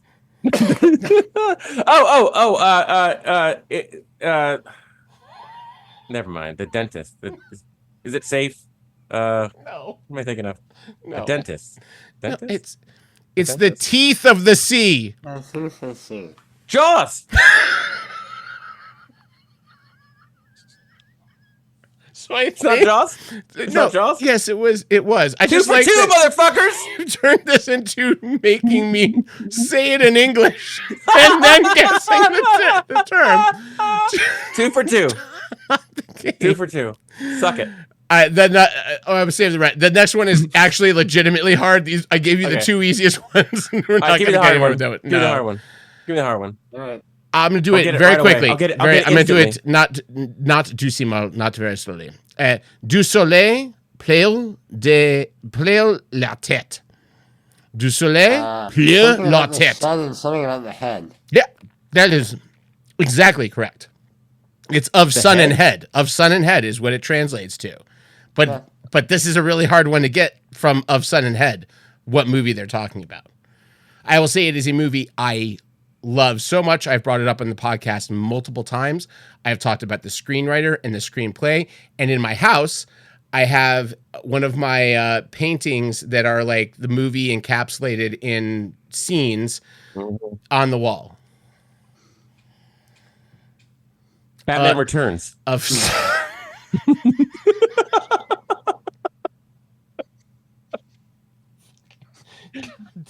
That's the one with the Batwing. He flies in that one. As a matter of fact. he flies in the first one.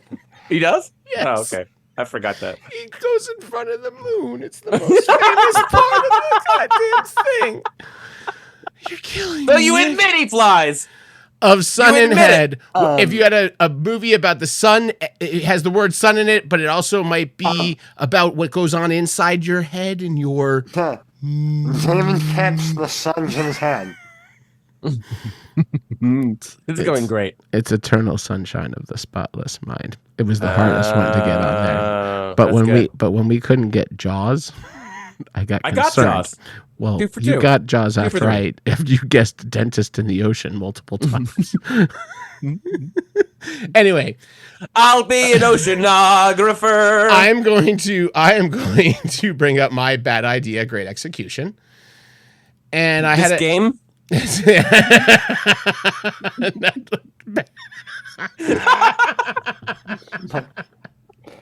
Well done, Nicholas. It was a tie between two, but I think I'm gonna go with Speed. I think Speed is an inherently stupid idea for a movie. What? It is very silly. It is very ridiculous. The idea that we are going to watch a movie where a bus is racing through the highways of LA, and this is going to be good and interesting and not like the dumbest thing we ever seen. I think it's a movie that succeeds despite its ridiculous premise but it succeeds on every level. The only thing that's dumb about it is that there's not enough traffic to make that bus be a standstill out of the gate. The bus will never hit 60 ever anywhere in LA. Yeah, but it's just everything about the movie is incredibly 15 dumb. miles an hour.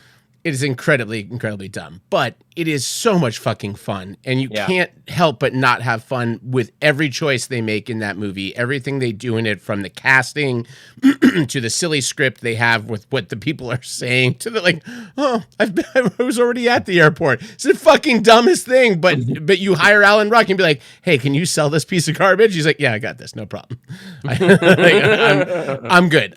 It's one of those movies that should never work and absolutely works. As long as he's not behind the wheel of an electric truck, a Riven. What do you call it? A Riven? Well, I'll tell you why you know it fits this category. Is they tried to do the sequel on a boat on a cruise ship and it failed terribly. Even Willem Dafoe couldn't save it. Even Willem Dafoe couldn't save it. So you know it was just a shit thing. But yeah, this movie Speed should never ever work at all. It should never be on a movie list. All of the set pieces in Speed are awesome. Yes. Like, they all work. It succeeds both there, but also it succeeds on everything in between. Also works in such a weird way that it really shouldn't. I know you hate Sandra Bullock, but her being kind of like the everyman, kind of the blue, like, I don't know what I'm doing, like. She has one really great line delivery really well in that movie, which is it's like driving a really big Pinto is a really nice line delivery. So I will give her a rare piece of that. You heard it here first. Rare Sandra Bullock praise from Matt Shea. Aw, don't hate on Sandy. The part where she was like, where that woman gets run under. Oh yeah, she freaks out. She's like, I'm happy it was her, not me. And she has like a really... She does some nice lifting in there, yeah. Yeah. I'll give her credit. She does okay. By the way, I thought I was so into Sandra Bullock during Speed. She just lost me throughout the rest of her career. But I was a huge Sandra Bullock fan after that movie. Everyone was. Yeah. Yeah, you were. Yeah, she's a real wildcat. That's sort of like from the movie. It's sort of like a classier Arizona State. Yeah. Wildcat. Bring it back to football because we do that here because we like sports. I love the sports. Occasionally. It's sort of like a classier Snakes on a Plane. You know, it's Oh, like yes. just a little more believable, but it's still like a concept that is so dumb it can only be good. It really you have to try harder to make it bad than good because it's just No, fun. you know what? I'll give Ben latched onto something that I will say is part of the secret sauce of that movie, and it's in a few. Can you identify the structure of Speed? Actually, Well, that no, is no, a very actually, clear 3-act on there. I can do a dissertation. The fucking No, structure of Speed. I think about how it's a perfect fucking. there action. are three things I think the movie does really well. One of them is casting, and it's especially casting people like Dennis Hopper and Jeff Daniels in roles that they have to do much more than you think they're actually doing in the movie. I think it is the just everyone being on board and knowing what movie they're in. And then Ben, you hit on it. It goes to a place every so often. It gets a little dark or a little maudlin or a little like we're gonna take this serious for half a second, just so you feel there are still some stakes and it's not a cartoon. It's not Snakes on a Plane, like where we're not really scared about anything. We're gonna do it. She does it. We do it with Jeff Daniels' death in the movie is a great bit that happens there. And then Keanu Reeves' reaction to that, which is at that point in his career, probably the best acting he'd ever done of just beating up a bus.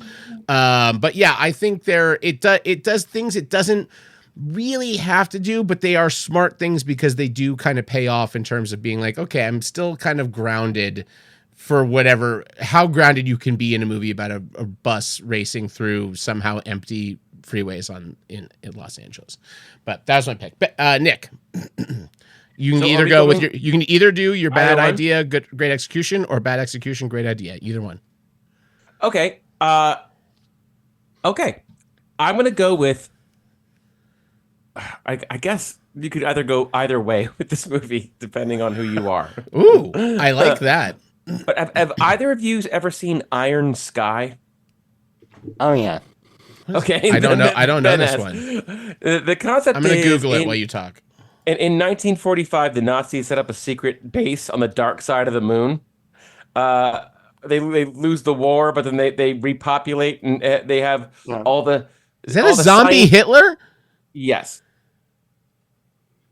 Yes. Okay.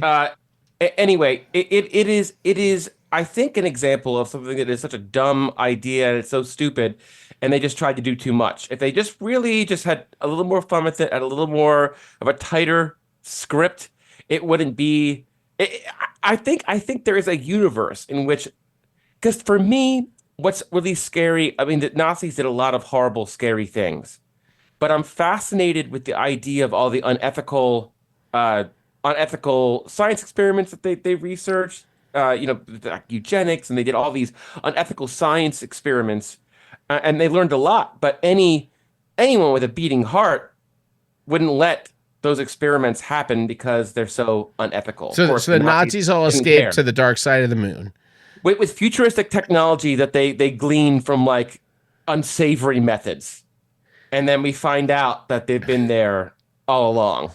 And the movie is bad. Like after half an hour, you're like, the premise, it no longer stands on its own 2 feet. But I wonder if there is a world where you take the premise somewhat seriously and you get someone to tightrope that tone.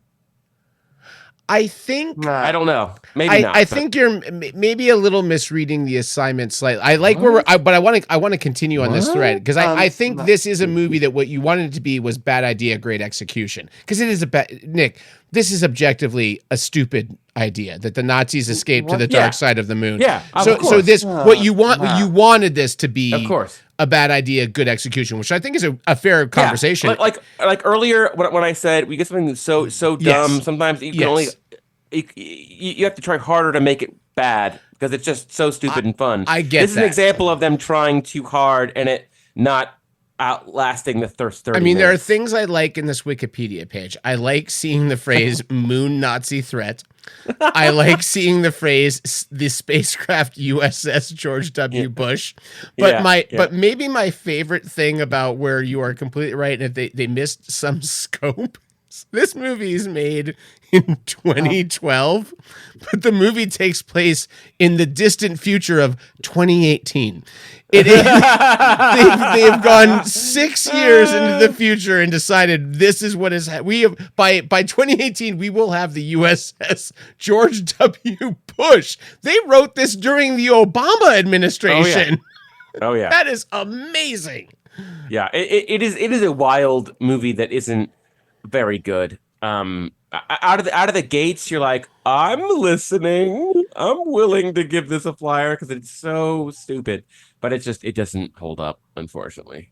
How did you saw this movie, Ben? It's a big swing. What's the zombie movie starring Wyatt Russell?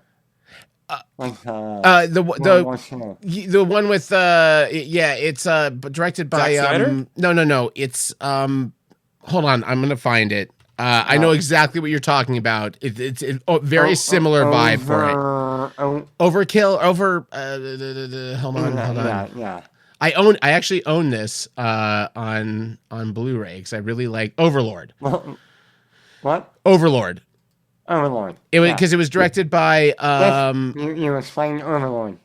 Yeah, what the movie you were looking for, Nick, if you have not watched it, is pretty much Overlord. Okay. Solid, super solid play. My internet has decided to not to do things, but the director, it's directed by somebody like a. It was J.J. Abrams produced it. I think it was Abrams produced it. Maybe The thing is, like making a Nazi movie in 2024, like you can't unless it's Indiana Jones or straight up historical. I mean, in 2012, we're like, oh, this is great. There are no Nazis in the world anymore. This is fun. Let's send them to space. And it was just a romp, you know? Now it's like, I don't know how much fun this movie is really going to be. Nick, have you not seen Overlord, though? No. You need to check it out. It's 2018. Oh, I think you're going to really dig it. I would love to watch that with you. 2018 is the year they went to the dark side of the moon and found the Nazis in Iron Sky.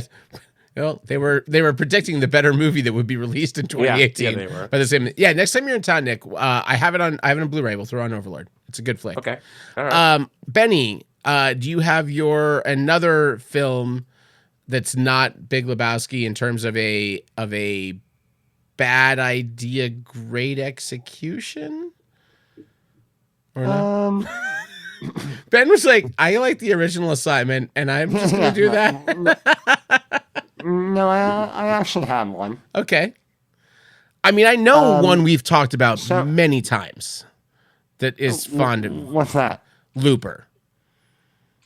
Which is great idea, not poorly executed, but dissatisfyingly executed by the end of it.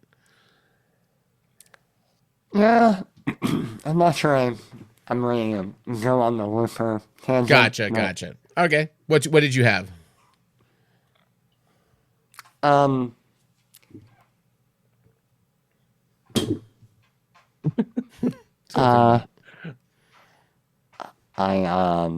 roll, please. Texted earlier. You texted me earlier? I think what the fuck is happening? I don't know. Back to the Future Part 3 is the best. Oh, he's still he's on topic number 1. He wants to argue that Back to the Future 3 is the best of the Back to the Future films. I'm not going to talk. I'm just going to please. Tie your own noose. I'm listening. Now, Nick, don't you think that Back to the Future 2 is the best of the Back to the Future movies? No. Okay. No, Matt. When I was a child, I preferred Back to the Future 2. Just like when I was a child, I liked Gremlins 2, and they would talk, and there was a gargoyle gremlin. But no, the first Gremlins sets the stakes and is wholly original and is timeless. And I do love that you brought up that because I literally just watched this clip a couple days ago. Civilization. No, it's Quentin Tarantino talking about Gremlins 2, and he goes, Gremlins 2 is the only pure Joe Dante movie that exists. And he has an entire dissertation on why it is a better movie than the first Gremlins, which was people being pulled in different directions, where he's like, Columbus wanted one thing, Dante wanted another thing, the studio wanted another thing. And he goes, the movie's great, it works out. But he goes, if you want unadulterated, apparently, I didn't know this, Joe Dante hates the first Gremlins. That's why Gremlins 2 is basically just fucking with Gremlins 1. Yeah. It's Dante was like, this is a dumb fucking movie, and now it's my most popular movie, and fuck you all, I'm going to burn it to the ground in the best way I know possible. I kind of like that. Which is kind of amazing. But you know what I mean, though, right? Like as a kid, you like the 3D Jaws coming in, and the billboards and the hoverboards, and it's flashier and it's a good movie, but it's not. I mean, you can't touch the classic. You can't touch the I think it's why as a kid might like Ghostbusters 2. A kid might like Ghostbusters 2 more than Ghostbusters 1 if they're little enough. Right. And you know what? I understand that. You're right. A child would like the sequel better than the first movie. When you're talking about Back to the Future, I happen to think No. I'm going to say, so we were talking about specifically Back to the Future 2. Now, Back to the Future 3, I think takes us in a different direction, Nick. And I think Back to the Future 3 says, what if we were a little more sophisticated with what we were doing? What if we offered people ZZ Top spun their guitars around? What if we offered a more cerebral, homey Western version? You thought the DeLorean was cool? We're gonna make a fucking train go into time. Yeah, because it wasn't about being cool, Nick. It was about being practical and true to the storyline and the period that was there. In good faith, this is what bothers us. You can like Back to the Future 3. I think it's a very underrated movie, but this is the problem I have with it. Back to the Future 1 is maybe the best popcorn summer blockbuster studio film of all time. The script, except for the incest. You're always gonna have. I quite liked the incest. Thank you very much. You like just a sprinkle. Nick has always said, I like just a dollop of incest in my movies. Not a lot, not too much. Like, listen, you're always gonna have loopholes in time travel movies. So that out of the gate. It's one of the most the greatest. Talk about a structure. Actually, like this, the acts in Back to the Future are. It's one of the best written studio films, and again, I put that popcorn summer blockbuster title onto it because that puts it in a different tier. It's just a perfect movie in many ways. The type of movie that isn't perfect, the type of movie that does have studio meddling, the type of movie that probably is too high concept to be mainstream, but it's written so well, and the stakes are so good, and the acting is so pitch perfect through every moment of the film that to say that anything else. Great. I mean, Back to the Future 3. Are you saying Back to the Future 3 is a better movie than the first? Well, really? What I'm going to argue is that. So let's take a look at what the character development. You're just trying to rile me up. No, let's take a look at the character development in each of these films. So our first film, our protagonist is kind of this whiny asshole kid that like wants to be rich and have good things, and then he like kind of goes back in time and does like the opposite of everything he's been like told to do and kind of fucks things up. But by like happenstance, things work out for him, and he goes back to the future, and now he's rich. He's got the truck and the girlfriend and all the things he wants. But then his kids turned out to be assholes. But that's a coda. Yeah. That's a thing that's about to happen in Back to the Future 2. So he's really learned nothing in Back to the Future 1. Versus Back to the Future 3, he learns about love from Doc and the lovely Clara Brown. Doc has Marty. That's the whole point. Doc has Marty has the love interest in the first two movies, but now we get to see Doc have a love interest, and the only way he can have a love interest is go back in time because no normal woman in 1985. Wait, whoa! First of all, he was cool and eccentric in the Old West. You don't think Clara's not a normal? Wait a minute, that's such a mean read. Why would you do that to Doc? I'm saying you go back in the Old West. It's like if your options are these bloodthirsty, lawless cowboys, then it's weird intellectual, and you're a teacher. You're gonna go for that because he doesn't want to kill her. He's going to drag her through the street. So, Nick, in the movie that you champion, what are Doc Brown's really redeeming traits? The fact that he hangs out with a 17-year-old boy is his only friend, who he then puts into a fucking time machine and gets involved with the Libyans? You're telling me he's better in Back to the Future 1 than 3? No, I'm saying it's much more interesting, and you're right. It is. More conflict, more nuance, Doc traveled through time to grow. He watched Marty die hundreds of times in that tunnel and Back to the Future too. The one thing I like about it is he's always about the ethical use of time travel until he wants to get his dick wet in the third movie. Yeah, And then he's like, if we Doc can't Brown being relate, selfish. if we can't relate to that, I don't know what we can relate to. I mean, you're not getting your dick wet if you have a time travel machine. I would travel back in time and get my dick wet. I mean, come on. Or if you're Tom Hanks, you go back in time as a child. But wait, let me look at this. You don't go back in time. You go back to your child form to get your dick wet. That's right. You you go to your future self. No, you wait a minute. Wait a minute. Whoa. You were describing describing my sequel to Big that I wrote on our podcast many years later, which is very gross, Nick. That was an honest mistake. That was an honest mistake, but yes, very problematic for sure. Things are coming so well. I love that Nick's like, Big is pretty problematic. How do we fuck it up more? yeah, Tom Hanks is an adult man that goes back to be a child so he can get, some kiddie sex. It's good times. By the way, guys, it's unbelievable. We actually now have live things on here. We are trending huge with the right wing right now. They are loving the pedophile talk. They're so on board with it. The new way. Okay. So my say something about immigrants eating cats and dogs, Matt. We've lost all the thread. I will say my last one. Mine that it's bad execution, great idea is the movie Predators. Which that's a really good one. I really, and I don't hate the movie as a whole. I just feel there's a better movie sneaking around inside of it. But the idea of putting a bunch of like asshole killers on a planet with some predators and having our asshole predators fight their asshole predators is kind of a great concept.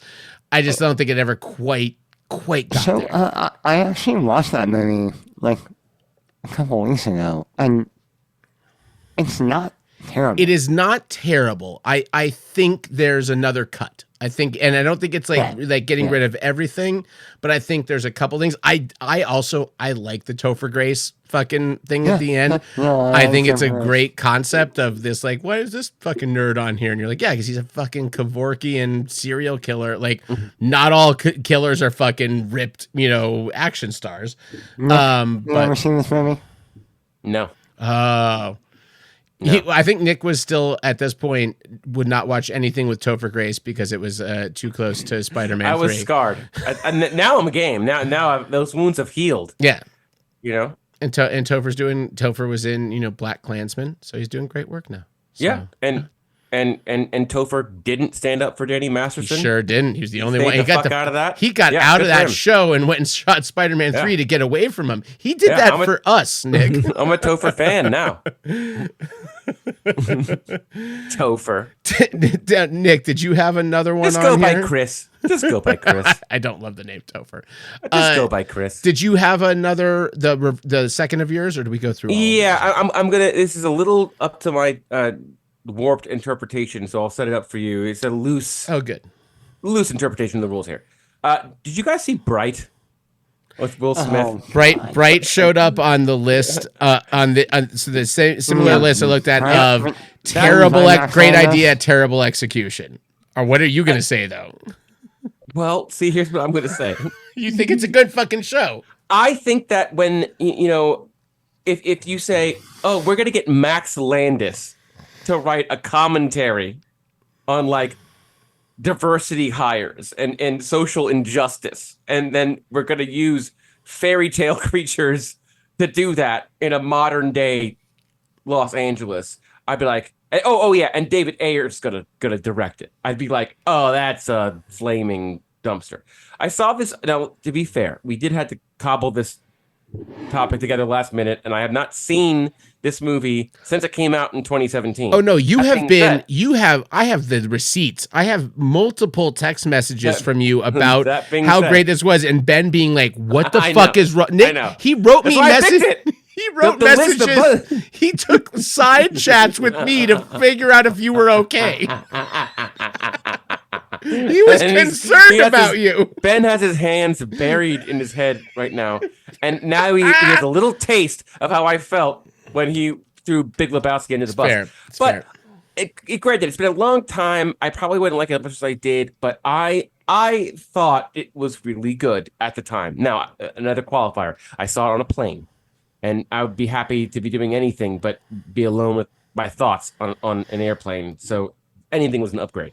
But I remember being skeptical of the premise, reading the premise immediately, and being pleasantly surprised. So I will say Bright, if for no other reason, it greatly upsets Ben Wilson. I mean, He looks that's like he's a good in turmoil. That's a good reason, to be honest. Thumbs up. Yes. But I Take that, you smile, you son of a bitch. Jaws, the teeth of the ocean. I shit not our listeners. Oh, here he's back. Bright is literally the worst movie I have seen in the last 20 years. What? But you saw The Irishman. Better than Bright. Doesn't have orcs in it. Or fairies. I do kind of Or Will Smith. I do kind of like a review system for Ben that's just better than Bright or worse than Bright, and that's all it is. Nothing. Just like Nothing's better than Bright. Beetlejuice, better than Bright. And every movie ever made is Everything's better than Bright. the Dora the Explorer movie, better than Bright. That movie also had a sprinkling of I never incest. felt I heard. more insulted than watching Bright. Come on, it's not that bad. It's not that bad. No, it was intellectually insulting. I No, it wasn't. Not that bad. I shit both of you not.